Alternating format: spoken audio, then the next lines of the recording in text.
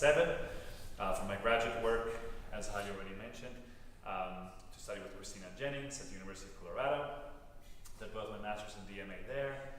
Just freelanced in Colorado, sung with the Colorado Symphony. I'm also principal flute with Boulder Chamber Orchestra, and then moved to Massachusetts when I got the job at the University of Massachusetts Amherst, which I will be wrapping up my 9th year there at the end of this year. Doreen and I, which you'll hear play, an incredible pianist, we've been playing together for 14 years. The end of my DMA overlapped with the beginning of her DMA, and we were paired together in the collaborative piano program, and it was a partnership that worked really beautifully, and we've been playing together ever since. I am excited today because we're doing sort of a little bit of a different format. I'm very used to people playing and teaching, but it's a nice opportunity for me to sort of get all my ideas coherently into one class, into sort of one thought process. If anything comes up during my little soapbox moment, feel free to stop me at any time. I'm happy to explain in a different way, re-explain, go slower. Please don't feel like, wait, what did you just say? And then sort of, you're so confused by what I just said that you missed the next thing, right? So don't feel like my pace is like we have to go. If you need a clarifier, feel free to raise your hand or just scream out. I have 2 small children. I'm used to being interrupted. That is also very, very acceptable. Great. So the 2 main topics we're going to cover today is sound and vibrato. And I'm sure other things will come into the mix as we go. Before I begin, just so I kind of know, I want to really meet the group where they're at. So you don't even have to raise your hand, just start screaming out answers.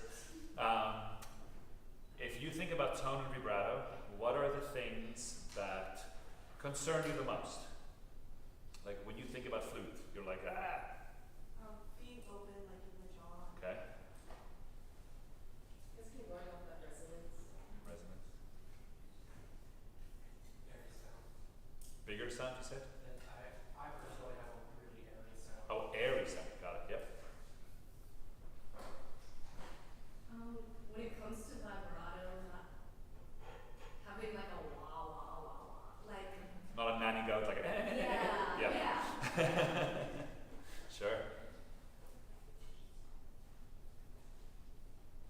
Cool. All right, we can cover all those topics. Oh, you have another one? Just like with vibrato, like keeping like a propelling motion or like continuously going instead of like turning it on and off. Like Sure. this, yeah. For sure. Great. Okay. Awesome. Heidi, can you do me a favor? Because we have an hour for this, right? Yeah. Okay. Like when I have like 15 minutes left of the class, will you just sort of like say 15 or something? Yeah, sure. So we could just sort of like wrap everything up nicely, because otherwise I'll just keep rambling. Okay, great. Let's talk about tone first. Not a trick question. What makes the flute work? Air. Great, awesome. Such a simple answer, yet we forget that we have to put air into the flute, right? So the cornerstone of my belief system when I play flute is centered around controlling variables. What do I mean by variables? Things that we can change, right? So those are ideas. Like air speed. Perfect. What else? And how much air? Great. Volume of air. Yep. What else? Air direction. Great. Angle of air. Yes. Also, it's evident you have a very good teacher. If you get the 3 main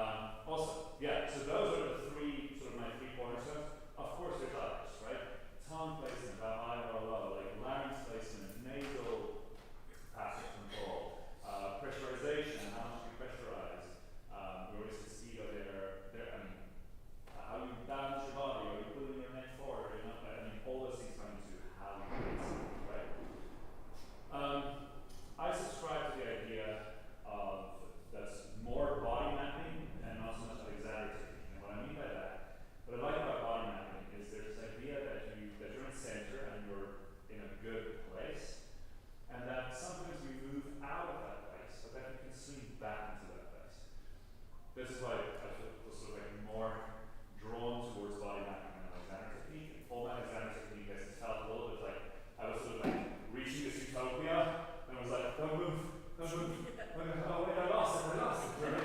Where with body mapping, it was a little bit more sort of like, oh, you feel that? That's great. Now, yes, I'm moving here and I'm moving out of the good place, but then for a gesture or something, but then I can always swing back to center and sort of like know where my home base is.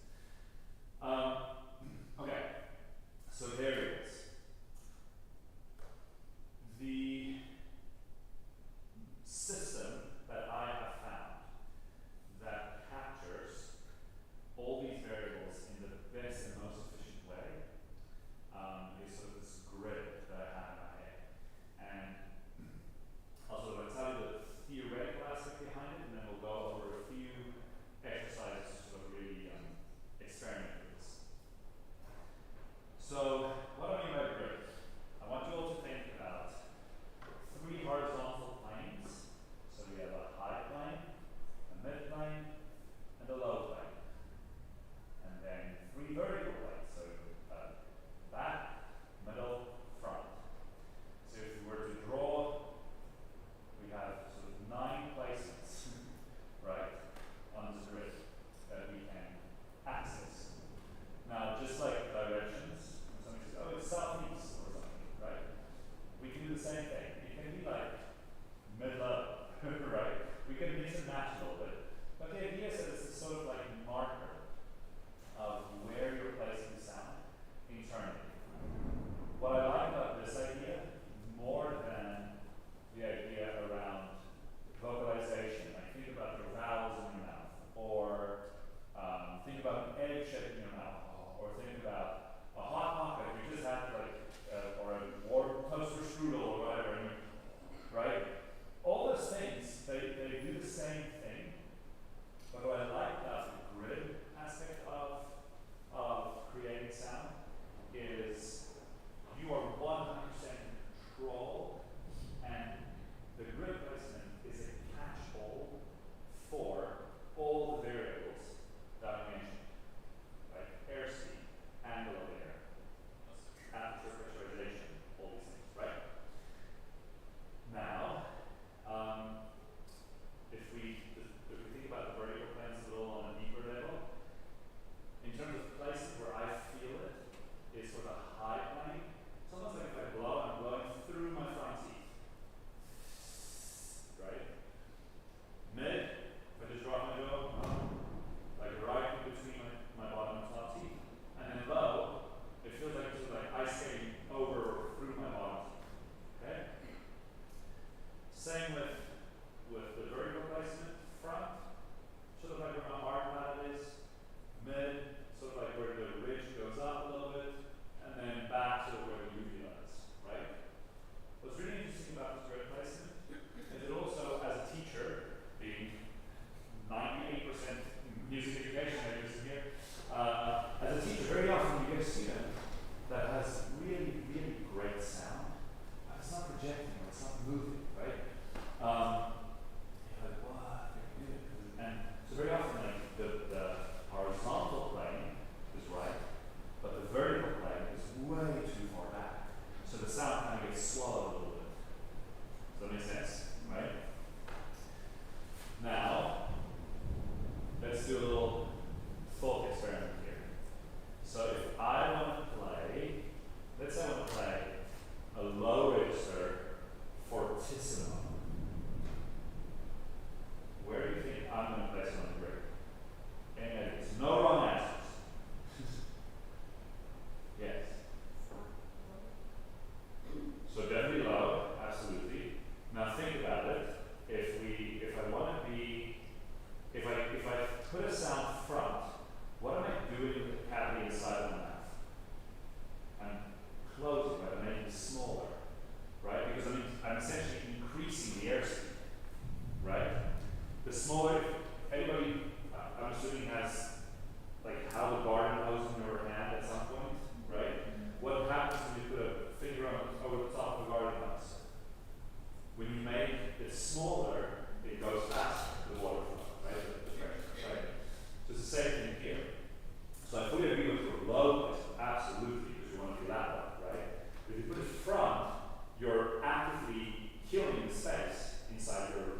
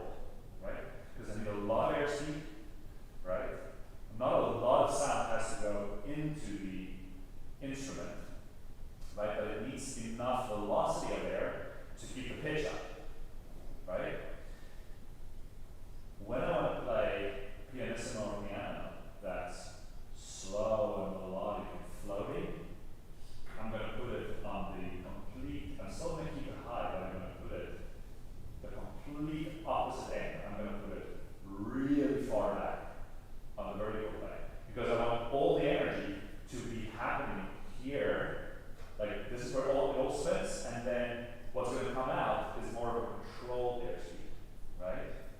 Very often, what I find when people want to play pianissimo is they have the front placement right, and they have the aperture pressure and all these things, but they're not, the inside of the mouth is so small that everything's just so fast, and they can't get that flowy sound that's so beautiful in flute playing, right? So piano's the only tricky one, depending on the dynamic register. All the other sort of is intuitive, and the more you play with it, you feel like, oh, okay, I get that, right? Any questions so far? All that makes sense? Right, cool. Let's yes? Sorry. So you're saying high and back is for like just to float, and then high and front is for more like technical passages, is that what you're saying? In the piano / Yes. pianissimo range. Yes, okay. Yes. Yeah. It's sort of energy dependent, I want to say. Right? Any other questions? Okay. Now, let me sort of just illustrate that a little bit, just to give you a sense of when you go to the practice room, what you can expect to hear. Okay? So, just like a delicious, yummy fruit, or like think of peach, avocado, a mango, anything, right? Has a beautiful pit in the center that sort of forms the substance of the fruit, right? I think of that on the grid as well. So a mid placement is a good place where you just sort of your mezzo forte, midi forte, depending on what type of sound you make. But that's fairly just sort of nice, standard, good quality sound.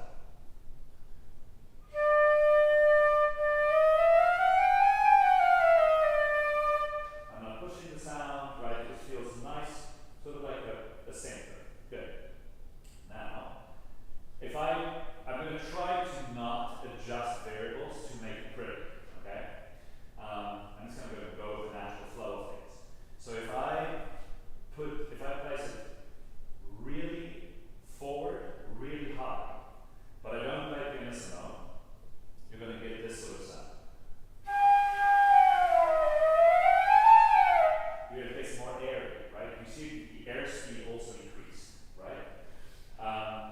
Similar to if I would play something really forward, kind of to your suggestion, really forward but really low, what's going to happen?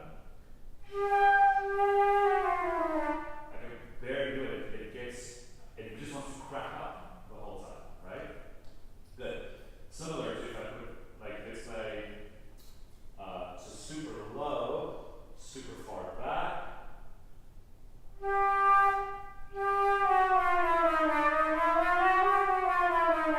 See how I can push it? And there's a cavity large enough to absorb all of that, right? Does that make sense? Good. So let's table that over here. The other thing I also think is really important in terms of your body intuitively adjusting to the grid is malleability / flexibility of aperture. The grid sort of automatically kickstarts it, but very often I find a student that's so tied to their aperture that it's really hard for them to become malleable, right?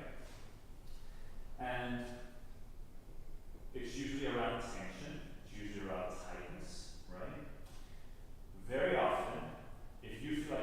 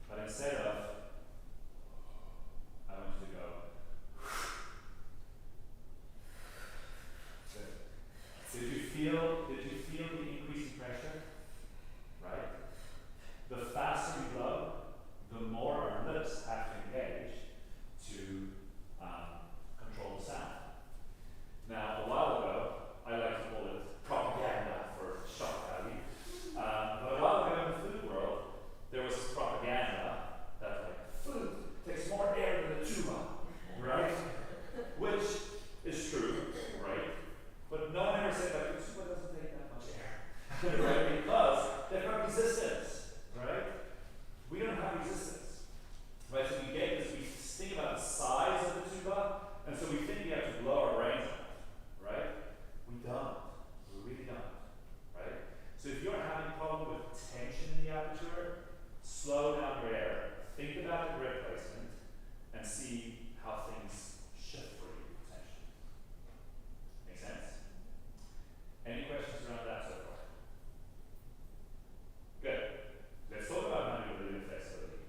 Now, we're going to get a little bit into vibrato land here. So, in my opinion, it's not everybody agrees. Let's start here. In my opinion, vibrato is an alternate, what's the word I'm looking for? It's a changing of pitch, right? There's a fascinating website, I'm not sure if it's still up, because I think you may have discriminated the server. But there was a fascinating website on vibrato. And what this person did is he took recordings by a lot of famous flute players. Alexis Stoll, Gene Blatchester, Carolyn Sims, Mark Sparks, and slowed it down and tracked the amplitude and the cycle of the vibrato, right? And it was really fascinating to start thinking about this is how people get their unique sound, their unique color. Some people vibrated, if this is sort of the pitch, some people, let me have to put that, oh, I can use my flute. If this, thinking on it. So, if this is the pitch, some people vibrated that, so the top of the cycle is here, and they just touch the pitch at the bottom. So they get a really bright, shimmering sound, right? Others vibrated perfectly above and below the pitch. That, to my ear, created this really wholesome, beautiful, controlled sound. Others vibrated at the top of their cycle, was basically touching the pitch, and it created this really dark, like very big, beefy sound, right? And of course, there was like all the in-betweens, okay? So, I often think that vibrato can really enhance your color, can really enhance your bass sound. It's not just something that you just slap on there, right? It can really be a beneficial, integral part of your sound. All right. Now, there is an app that I force my students to buy. The last time I forced them to buy it was $2.99. I don't know what it is now. In this economy, it might have gone up. The app is called Tunable. It's like tunable without an N, or without an E. Tunable, right? So it's this neon pink little logo. And what it is it's got you can set the range for how forgiving it is. But it gives you sort of the acceptable range of where your note and playing is still in tune, but it might be 1 cent sharp or 1 cent flat, right? So it does, do you look it up? Is it still $2.99? How much is it now? $7.99. Come on! Capitalism!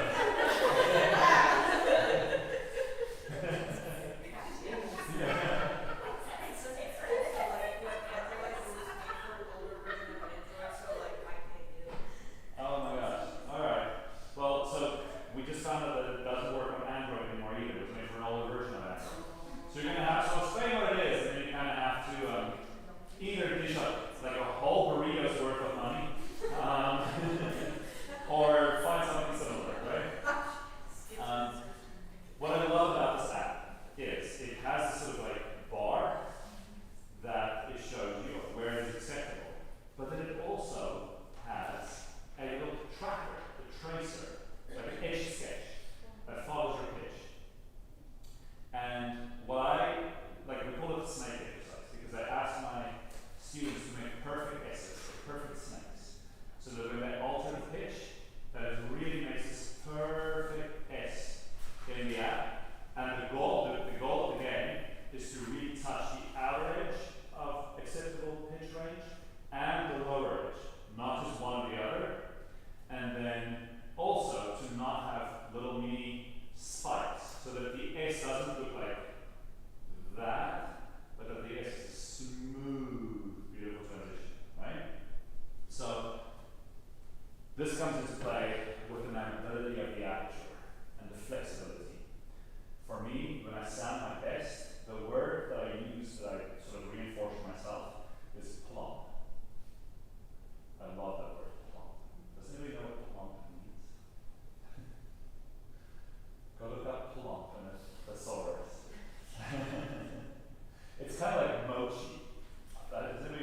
cheese?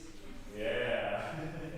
It's like, it's sort of like, it's not jello, but it's like, it's jello-esque, right? It's like firm, but sort of squishy, but right? And so when I put up this app, so what it would sound like, and look what I'm doing with my lips here. It's extreme, and we'll never play like that. But if you know where the outlying extremities are of your playing, then you can color within the lines very easily, right?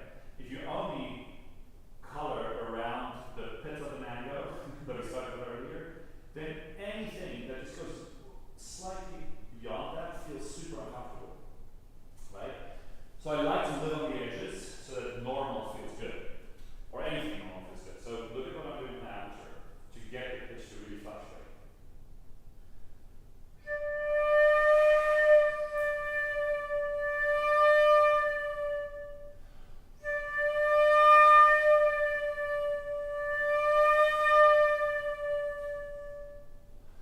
Right? It's a lot of movement, right? Especially for the low, I have to, yes, I'm doing a lot here, but I'm also doing a lot internally.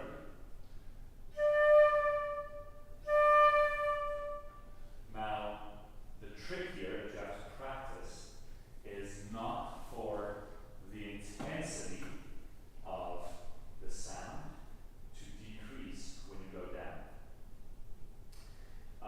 So very often when I'm working on vibrato with a student, or when we're in the middle of, they're playing with the piano in the middle of a coaching, it's like I need more intensity. I would often say like, scoop more, right? And what I mean by scoop is like your vibrato sounds like this. You're going, you're punching the high, like the high part, right? And so we're getting this real like measured effect. We're not getting like an intense effect, right? And so when I say what I mean by scoop is, does everybody know this exercise where you go quarter, eighth, triplet, 16th, right? I do that, but the main objective is to scoop. I don't focus at all on the up. I focus mostly on the down, so that's what that would sound like.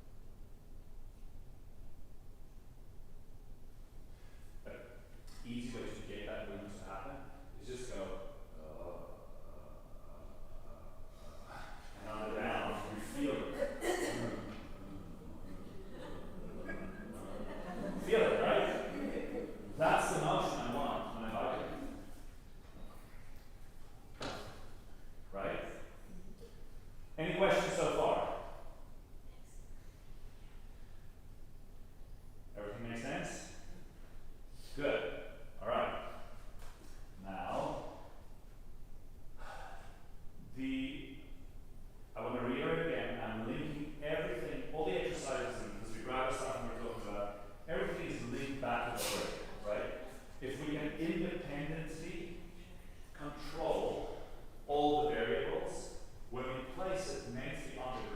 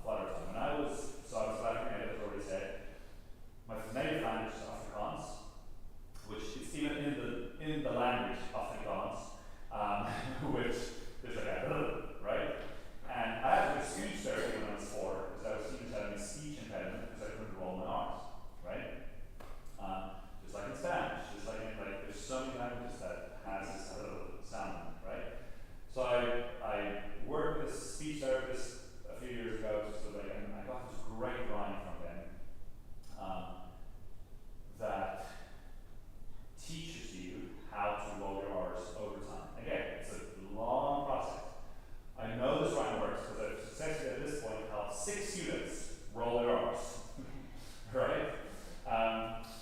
So what this rhyme, you can read the article, but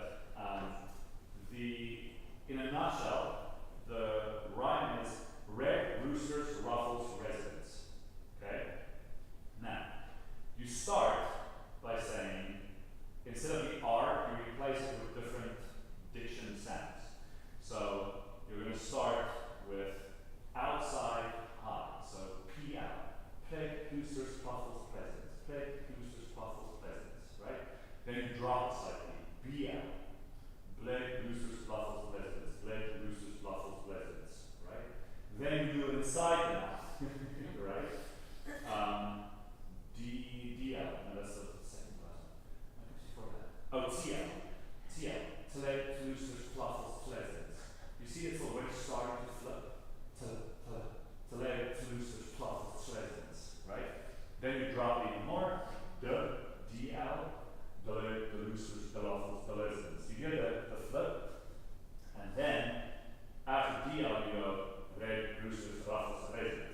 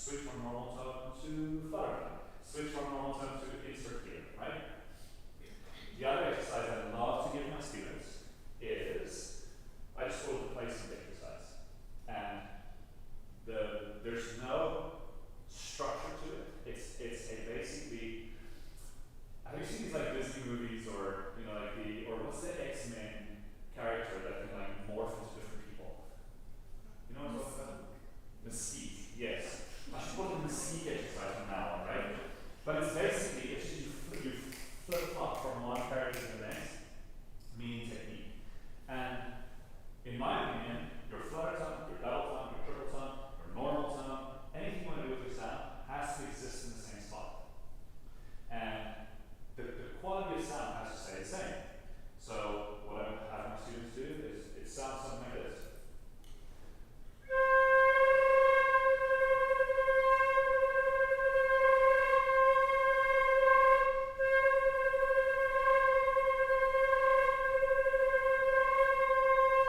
Right, and just flip-flopping between all the different articulation patterns, right? You see how the quality of the sound never changed? Yeah?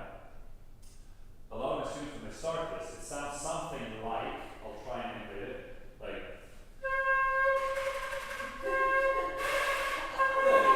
you know, it's so drastically different, right? I know you'll laugh, but you know how I just did what I did?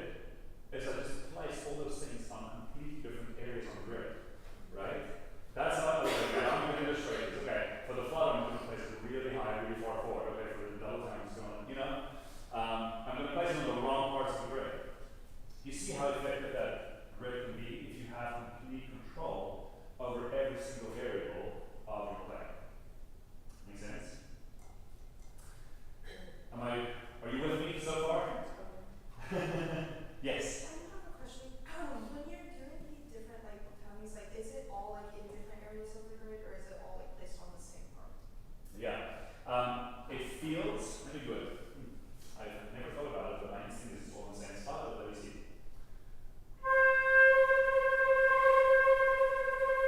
Yeah, it's all in the same spot. Yeah.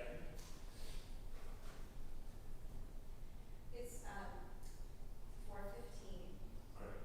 and I forgot to tell you all that this event is being sponsored by the Haynes Food Company. Oh yes, thank you. And it should be in the program as well. But Great.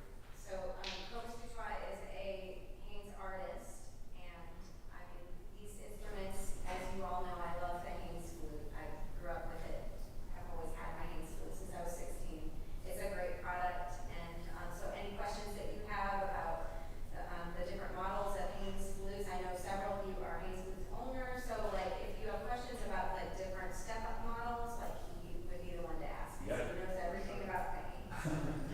He knows about all the different metal combinations, just, so any questions that you have, fire away. Great. So right now I'm playing the Haynes Q2, and I struggle with, well, one, I think that they gave me the wrong head and foot for the flute, so there it is. But that's besides the point. But I really struggle with having like, I don't know, like I struggle definitely with my dynamics, but it feels like I'm all my air is being like soaked up in the flute.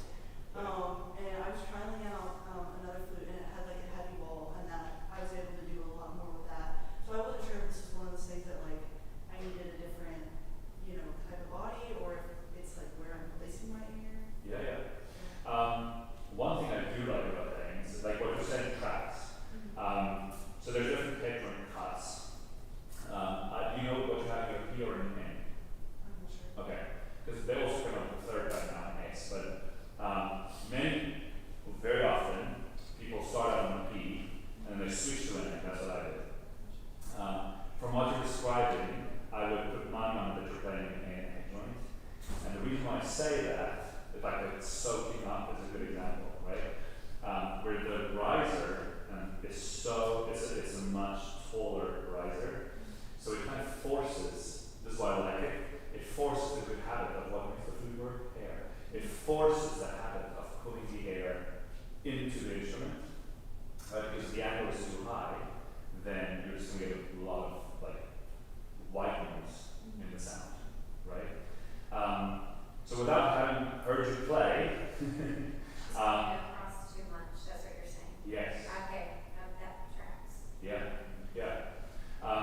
So if we were thinking of the grid placement, right, you might be too much in the front high quadrants. Does that make sense? Right? So experiment maybe with moving it more mid, more low, right? Like a backwards towel maybe. Right now you're sort of like if you think Tetris pieces, you know, like you're sort of like the one that looks like that. Maybe you're sort of like playing here. Maybe start thinking about like what would like look like if you play more in this area would be great. But like I said, without hearing you play or seeing a flute, I would think that like you have an aim joint because that's what it feels like. It feels really sort of like it pulls everything in. Yeah, for sure.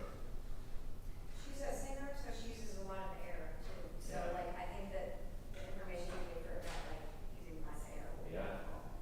Yeah. She tends to write a little sharply. Yeah. Yeah. Good. All right. To wrap up in the last like 3 minutes, let's talk about throat tension. There's one exercise. It is really scary to do this like in public. It's when you're under pressure, it's even harder. But I love this because it shows you know, like I also like to prepare for the unexpected.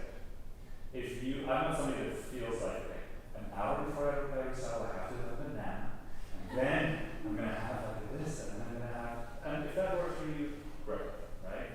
Unfortunately, there are days you play yourself, so we have bourbon tastings 3 hours before. Right? Or where you go for Thai food, which happened a few days ago, you go for Thai food, and you say, oh, mild, and then it comes and then like burns a little bit outside, your lips are swollen, right? Like it's sort of like things happen, right?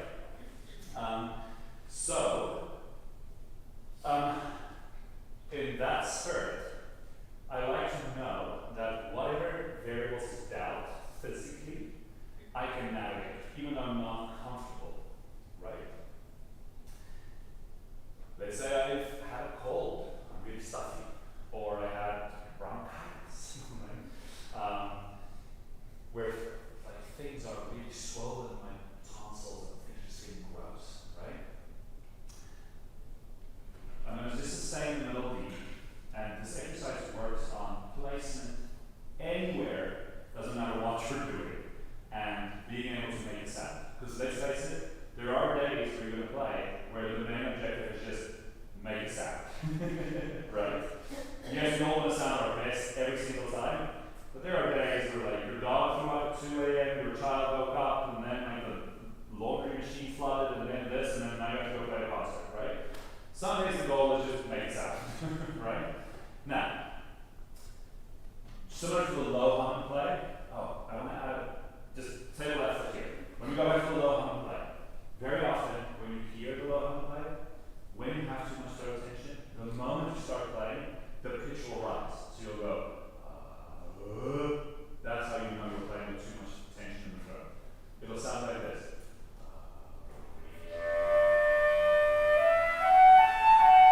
You start vocalizing, you start going, versus,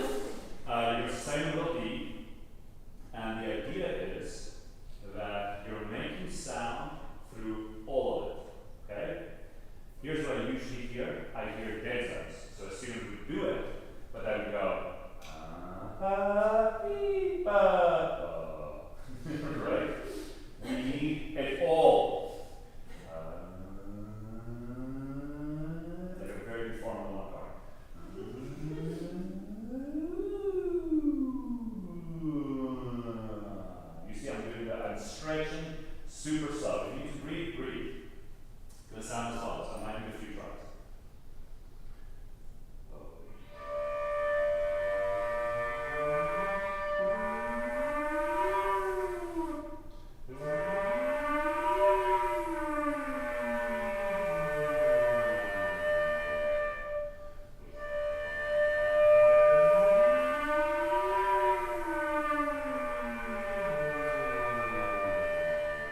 That's a pretty good one, right? Do you hear?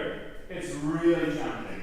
It's really challenging because you're changing the structure of what's happening internally consistently and in a way that's completely unnatural to flute playing, right? But if you can control that for the days where the mission is just make sound, you can make sound. Trust me. For the days where you're really congested. Right? Everything just feels here, right? You know you can make sound, right? Does that make sense? Good. A little bonus credit, just an extra thing that I think is helpful for my students. I kind of think it's not tone or vibrato related, but it's technique related, which I think is really, really helpful, is sticky fingers. So what that is every finger touches the metal of the flute at all times. You start with one finger moving at a time. So this would be G to A to B, B to F, F sharp to G, right? Just one finger moving.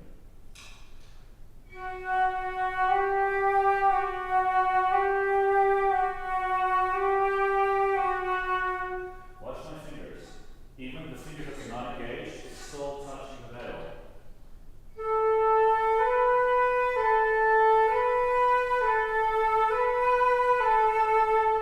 Then you move on to notes intervals as two fingers, E to G.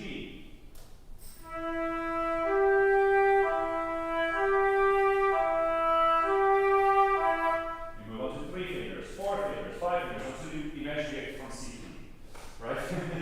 Where there's so many fingers moving.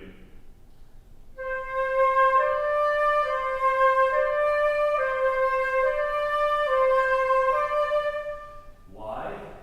When you play super fast and rapid passages, you have to think in, I love watching Formula One, I know there's any Formula One fans in here, but they spend millions of dollars every single year to shave off 0.001 milliseconds off the track, right?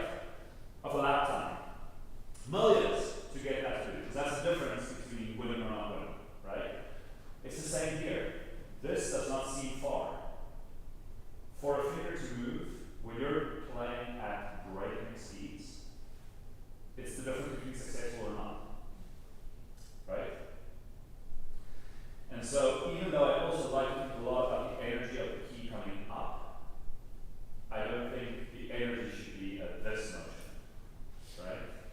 Because if you're here, also the other thing that I notice often with students is that the fingers come up. Look at what happens in my right hand. You see they're all at different heights? So now I have to come down. Now I somehow, in my frontal cortex, have to figure out how do I make things that are of three different planes attack